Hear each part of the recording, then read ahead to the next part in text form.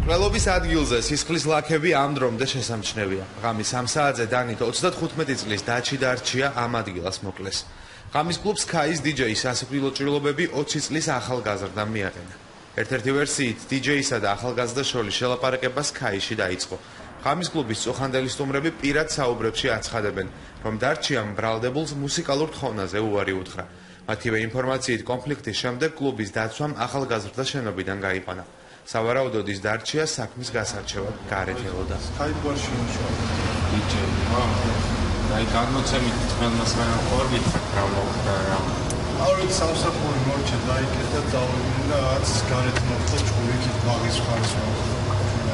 ამ თვითონ კლუბში ყარდაცა კარაქტერია. იცით რა დავეთქებით იყო ერთ-ერთი ვერსია რომ თვითონ მუსიკი ჩარჯოს თხოვაო და ის კონკრეტული მუსიკა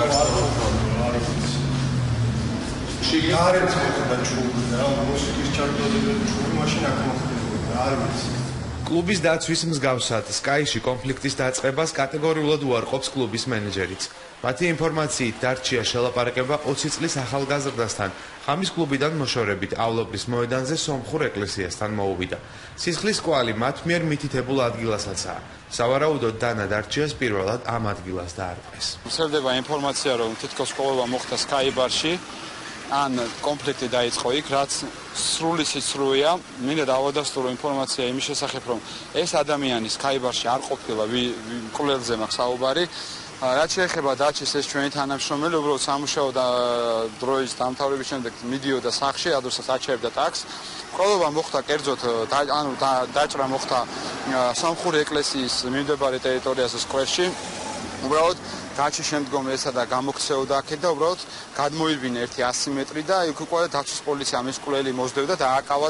ექიმის ინფორმაციით დაჩი დარჩია სისხლისაგან მკვლელობის ადგილზე დაიცალა.